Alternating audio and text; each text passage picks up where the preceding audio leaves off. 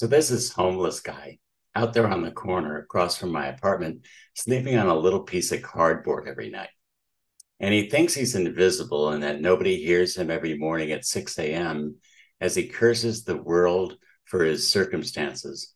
But from my third floor window, I hear him. I even talked to him a few times and I asked him what his name is and if he ever goes online.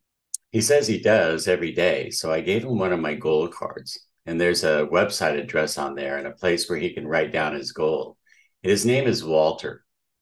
Now, I've been living in cities for most of my life, and it's not unusual to see this kind of thing in a city. But you know what? Walter is somebody's brother.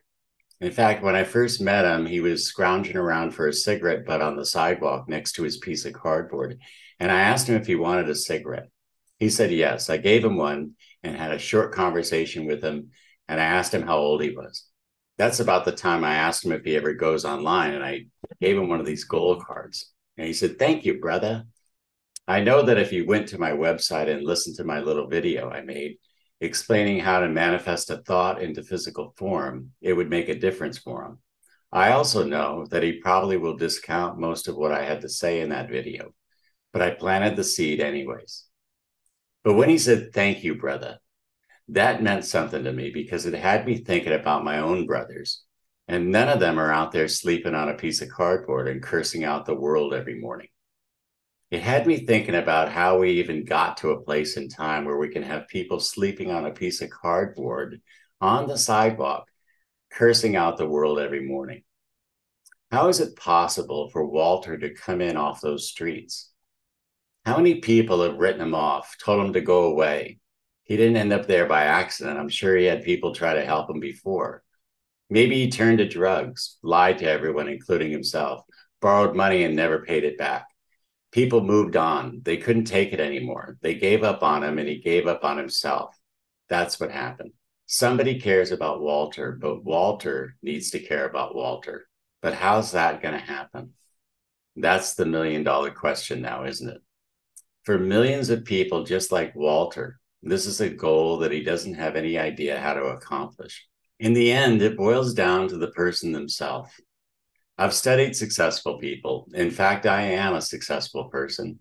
And the only difference between me and a lot of other successful people is I gave everything away thinking that was going to solve the problem, but it didn't work. And in the end, I had nothing left to give. At 62, I was ready to curl up in a little ball and die. Then a miracle happened. A few years ago, I inherited some money, but this time I invested it in myself. I moved out of that little room I'd been living in for the past 11 years, and I talked my way into this nice one-bedroom apartment I live in now. I invested in a personal development business, the goal achieving system I'm participating in right now, in fact. I found out that people pay big money for personal development programs like this, and I said to myself, I can do that. Then I found out a shocking truth. Most successful people don't even know how they got that way. That's how Walter ended up sleeping on a piece of cardboard and cursing the world every morning. He didn't know either, and the people who loved him didn't know what to tell him. Of course, he had people in his life that were successful. He definitely had people in his life that loved him and wanted to help him, but he wouldn't listen to them. He didn't listen when people told him to get a job, save some money, stop smoking, don't drink too much, set a goal, they said. They didn't know what else to say. I didn't listen either when people told me your heart's too big. You can't help those people. Take care of yourself and fuck those people that are up to nothing and are headed for sleeping on a piece of cardboard. What they didn't know, and how could they know, was that I had a different intention. I wanted everyone to have what I had, and I wasn't interested so much in the material things that came my way. I wanted everyone to have these things. I've been fortunate because I have skills and I've shared them freely. Most people probably agreed that I'm a nice guy, but some of them also thought I was a sucker. Believe me, I'm far from that, but I can understand how someone could think that about me. I don't hold it against anyone for thinking that either. I can't blame anybody for writing Walter off either, but I haven't written Walter off. He's somebody's brother, somebody's friend that loved him at one time, but they simply didn't know how to help. Do you know someone like Walter? I think every family has a Walter, and it's not too late to help him, even though you might not believe it. I believe it, and I have good reason to. He's, after all, just like you and me, but instead of thinking about the next purchase he's planning to make, the next vacation, the new home he's going to be remodeling, he's thinking about the uncomfortable piece of cardboard he's sleeping on and trying to figure out who to blame it on. I know families that have been torn apart because they had someone like Walter in their life, but they didn't know how to reach him. I can help you reach Walter. For anyone who's had a Walter in their life, I know you've already spent thousands of dollars and hundreds of hours dealing with it. You've finally reached your limit, and now Walter's sleeping on a piece of cardboard, and you've got a pain in your heart that you think will never go away. Or worse, you've suppressed it entirely, which is causing you disease. I really feel for you. Remember how I said most successful people don't know how they got that way? That's why you can't help Walter. But I can if you're willing to give me a try. You can give Walter a second chance, even though he's not ready for it yet, because he's in survival mode. When I moved out of that little room after inheriting all that money, I was actually afraid to sleep in my new apartment, even though I had already paid for it. I didn't believe I deserved it, but I wrote the check anyway. Walter doesn't believe he deserves something better than the piece of cardboard to sleep on, but at some point he's going to have to write the check too. That's the only difference between you and Walter. You love him and feel he deserves the best that life has to offer, but he's in survival mode. And the best we can do right now is to plant the seed. That's all it really takes. Nature will take care of the rest. I'm asking you to give your Walter something you already have. And what's more, I'm trying to say that you don't even know you have it. But once you discover it, your life is going to change as much as Walter's will. That's why I'm going to sell it to you.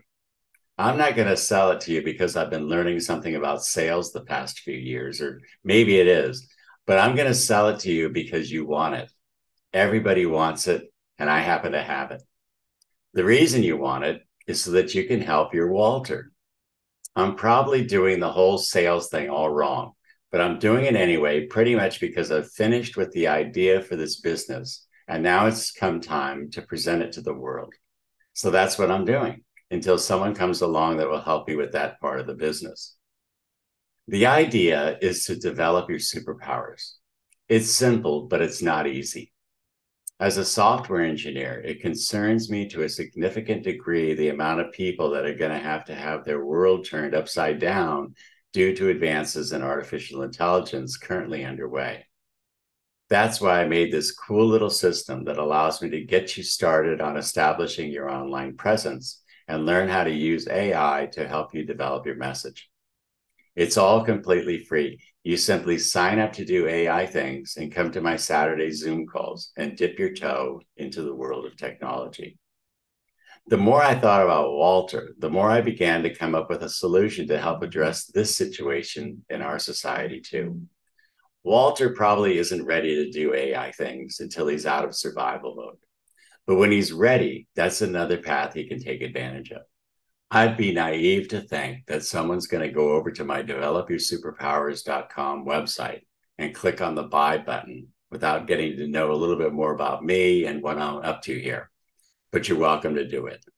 You can also join me every Sunday at 9 p.m. Pacific Standard Time when I host a group Zoom call designed to help you set and achieve worthy goals. It's really the first step in developing your superpowers, and I'm spending the rest of my life spreading this message and more. So what's the big idea? I want people like Walter to discover and develop his superpowers. In order to do that, I need to share this message with people who aren't in survival mode so they can share this with their Walter. Are you ready to go? If so, buy my goal achieving system for yourself and Walter. You'll both have lifetime access to the program and an invitation to our weekly group Zoom calls, which helps guide you through the program. If you're not ready yet, join me Sundays at 9 p.m. Pacific Standard Time and enjoy a complimentary 2-week introduction to my program. You will get clear on what you really want and amaze yourself as you begin to achieve it. The links are in the description, and I'll see you on the calls.